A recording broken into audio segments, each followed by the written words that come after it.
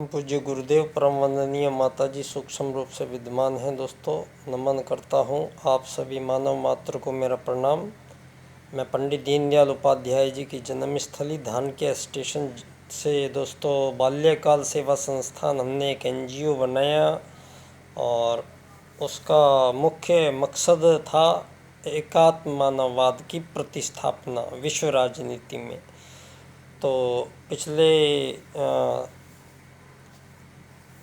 13 साल से हमने ये रजिस्ट्रेशन लिया हुआ है दोस्तों, और मैंने कभी इसमें डोनेशन नहीं लिया है किसी से इस संस्था में, इसलिए हम ज़्यादा तामझाम नहीं कर पाए। ज़्यादा जो ईमानदारी से मेरी कमाई होती रही तो मैं उसी हिसाब से उसमें से अपने इस संस्थान को चलाता रहा हूँ आज तक। तो मैंने इस संस्थान के माध्यम से हज़ारों बच्चों को निःशुल्क कोचिंग करवाई है हमने साल भर तक, और हज़ारों बच्चों को हमने गेम्स कंपटीशन करवाए हैं, और मैंने करीब 10,000 निबंध प्राप्त किए थे यहाँ के आसपास के स्कूलों के बच्चों से, कॉलेजों से के बच्चों से। विषय था मेरा मानव एकात्मवाद से समग्र व संपूर्ण वैश्वीकरणवाद। जो पंडित दीनदयाल उपाध्याय जी का एकात्म मानववाद राजनीतिक चिंतन उन्होंने दिया है, तो उसी को आधार रख के हमने इस संस्थान के माध्यम से मैंने यहाँ पर प्रथम में एक निःशुल्क निबंध लेखन प्रतियोगिता करवाई। उसमें हमने विषय रखा था वैश्वीकरण और वैश्वीकरण के अर्थ व समानताएं क्या है। फिर दूसरी बार हमने रखा था वैश्वीकरण के जो खतरे हैं और वैश्वीकरण के जो लाभ हैं। और फिर हमने रखा एकात्म मानववाद को मैं समझाने के लिए मानव एकात्मवाद एवं समग्र व संपूर्ण वैश्वीकरणवाद। तो जब ये पंडित दीनदयाल उपाध्याय जी के जो 4 सूत्र हैं, चारों सूत्रों का मैंने काफ़ी लंबे समय तक अध्ययन किया दोस्तों, और इनके 4 सूत्र जो हैं आज सारी दुनिया को इस जो आज चारों तरफ ये दुनिया में मानव के प्रति इतना आक्रामक और इतना विविध चेहरे जो सामने आ रहे हैं धरती पे, इन सब का समापन जो होगा विश्व में दोस्तों, क्योंकि युग परिवर्तन बेला है। तो परम पूज्य गुरुदेव का युग परिवर्तन तो होके रहेगा, और वो युग परिवर्तन में जो उन्होंने अपने अपने सूत्र उन्होंने लगा रखे हैं हर जगह, तो इनमें से एक विशेष योगदान पंडित दीनदयाल उपाध्याय जी का है। तो दोस्तों जिन्होंने 4 सूत्र दिए राजनीति में, आर्थिक लोकतंत्र द्वारा अर्थायाम आधारित एकात्म मानववाद की स्थापना से अंत्योदय की प्राप्ति। तो इस प्रकार से जब हम इन सूत्रों का विवेचन करते हैं तो दीनदयाल जी कहते हैं आर्थिक लोकतंत्र मतलब धरती पे जो भी आदमी जन्मा है तो उसको खाना और काम वो तो मिलना ही मिलना चाहिए, चाहे वो कुछ करे या नहीं करे। तो दोस्तों आर्थिक लोकतंत्र ऐसा होता है कि इसमें किसी को नौकरी करने की ज़रूरत नहीं पड़ती है। किसी को नौकरी करेगा, मालिक आएगा, वो तनख्वाह देगा, ये सिस्टम नहीं होता है इसमें। इसमें दोस्तों दीनदयाल जी ने अर्थायाम में ये बात कही है कि इस दुनिया में अगर मानव को काम करने का अवसर ना मिले या उसको आप नौकरी ही नहीं दे पाए 100% किसी भी देश में इस पूंजीवादी लोकतंत्र से, तो ये मानव के साथ अन्याय है और आपकी ये प्रणाली दोषपूर्ण है, और जो दोषपूर्ण प्रणाली है उसको सही करने की जिम्मेदारी मानव की है। तो दोस्तों मानव ही इसको दीनदयाल जी ने इसको अर्थायाम आधारित एकात्म मानववाद, जहाँ जैसे हमारे बचपन से हमने देखा है कि भारत में अनादिकाल से ही वस्तु के बदले वस्तु विनिमय था। अनाज दे दिया, चावल खरीद लिए, उससे ले लिया, उससे अनाज दे दिया, उससे कपड़ा खरीद लिया, अनाज दे दिया, अनाज से हमारी सारी चीज़ें हुआ करती थी। गांव में मुझे बचपन में याद है कि लोहार है, सुनार है, कुम्हार है,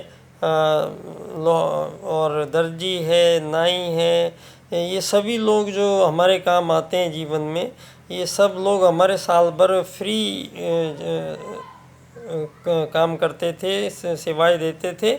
और जब अनाज उगता था तो अनाज के टाइम ये सब लोग अपने बोरे भर भर के अपने हिस्से का ले जाते थे, और इस क्रम से धन की आवश्यकता नहीं थी। ये जो पूंजीवादी लोकतंत्र है, जिसको आर्थिक उदारीकरणवाद बोला गया है, ये जो मनमोहन सिंह जी लेके आए हैं दुनिया में, भारत में, तो ये आर्थिक उदारीकरणवाद उस पूंजीवाद का दूसरा प्रारूप है, जिसमें पूंजीपतियों के समूह को प्राइवेट सेक्टर नाम दिया गया और इनको एक विशेष दर्जा दिया गया। और इतना बड़ा दर्जा इन पूंजीपतियों ने सारी की सारी प्राकृतिक संपदाओं को अपने पास खरीद लिया है।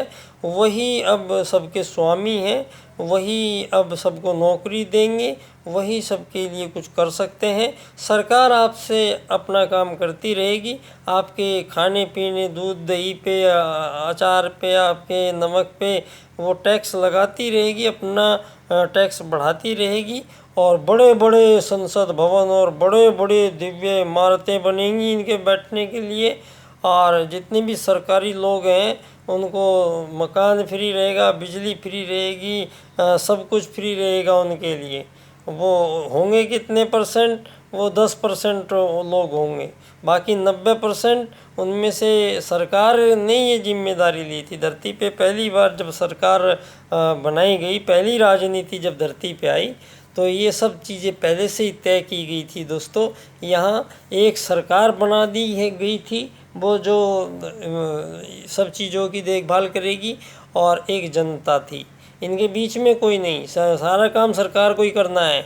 जब सरकार फिर बीच में प्राइवेट सेक्टर को इन्होंने ज़बरदस्ती ये षड्यंत्र पूर्वक प्राइवेट सेक्टर को लाई, और प्राइवेट सेक्टर को ये प्राकृतिक संपदाएं दी गई, और उन्हें सबका सर्वे सर्वा बनाया गया। ये पूंजीवाद का पहले से निर्धारित क्रम था, जो ये तो होना ही था।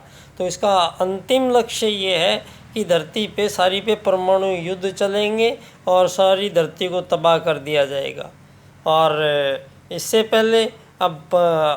पहले एक युग परिवर्तन का और संकल्प समझ लीजिए। अब आप ये सारी विभीषिकाएँ टालने के लिए परम पूज्य गुरुदेव का युग परिवर्तन का जो समय आ गया है, तो समय चलेगा अब राजनीति में आत्मा की स्थापना दीनदयाल जी करते हैं, और एकात्म मानववाद का सिद्धांत वही आत्मवत् सर्वभूतेषु को सिद्ध करते हैं। तो दोस्तों, मानव एक आत्मा है, अब कोई वाद नहीं है, ये मान लिया है।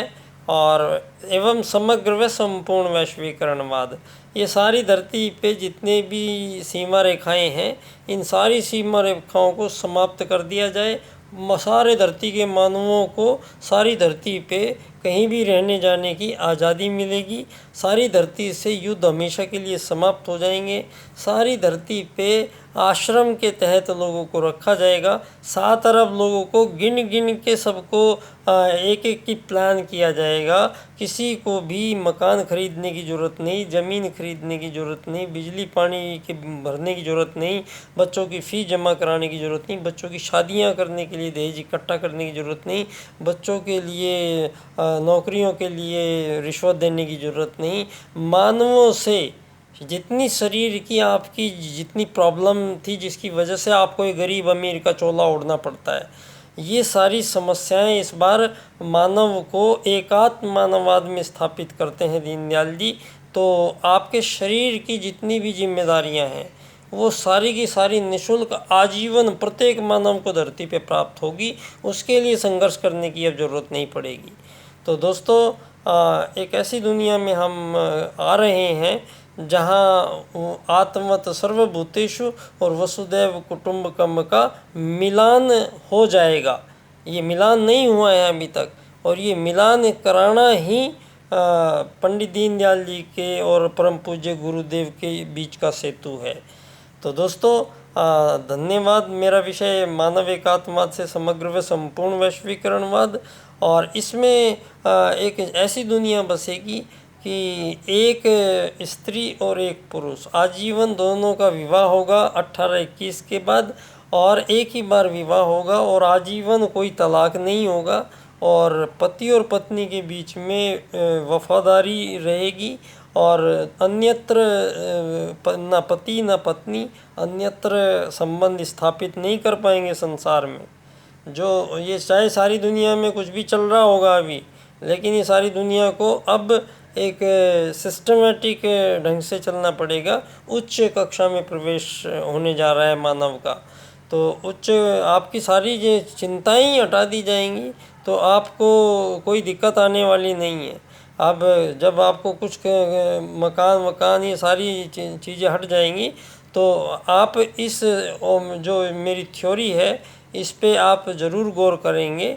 ये संभव है दोस्तों, बिल्कुल संभव है, और ये सारी धरती को मिला के सभी मानवों को यहाँ पर मोक्ष दिलाने का मार्ग प्रशस्त करता है आत्मवत सर्वभूतेषु, जिसको दीनदयाल उपाध्याय जी ने एकात्मवाद में सिद्ध किया।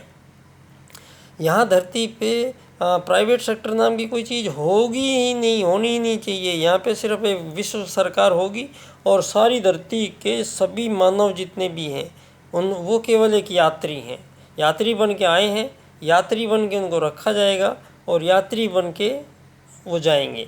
तो यहाँ आपका कोई मालिक नहीं कहला सकता है धरती पे किसी भी चीज़ का। आपको मालिक के शब्द लिख ही नहीं सकते। धरती का मूल निवासी है ही नहीं मानव। मानव के कहीं और से आता है और चला जाता है।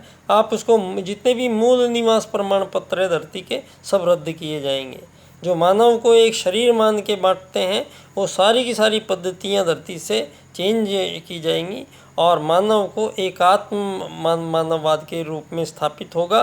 तो धरती से सभी प्रकार के मानवों के बीच में सारे युद्ध, सारे शोषण, सारे वध, महिलाओं पे अत्याचार, ये जो व्याभिचार, ये सब चोरी करना, डाके डालना, ये सब कुछ बंद हो जाएगा। इसकी आवश्यकता ही नहीं पड़ेगी मानव को।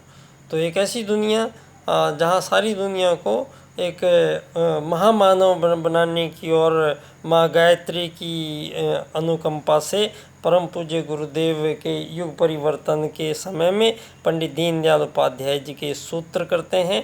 25 सितंबर धानक्या जयपुर में उनकी जन्मस्थली है। मैं बाल्यकाल सेवा संस्थान का अध्यक्ष डॉक्टर रविंद्र चौधरी, बच्चा डॉक्टर नाम मेरा निकाला हुआ है लोगों ने, तो बच्चा डॉक्टर की ओर से सभी को परम पूज्य गुरुदेव को पुनः नमन करता हूँ। आप सभी लोगों को बहुत बहुत धन्यवाद, और आप सब लोगों से निवेदन है मेरे इस विषय पर ज़रूर थोड़ा सा सोचें, इसका थोड़ा प्रसारित करें और इस पर चिंतन करें, और इस पर मैं व्याख्यान करने के लिए कहीं भी निःशुल्क मैं मेरी व्यवस्था है, मैं व्याख्यान करने के लिए तैयार हूँ। सारी धरती के जो जितने भी आज़ाद देशों की, आज़ाद सरकारों के जितने भी संविधान हैं, वो सारे संविधानों को हटा के परम पूज्य गुरुदेव का जो संविधान है वो सारी दुनिया पे अप्लाई किया जाएगा। तो बहुत बहुत शुक्रिया, धन्यवाद बच्चा डॉक्टर।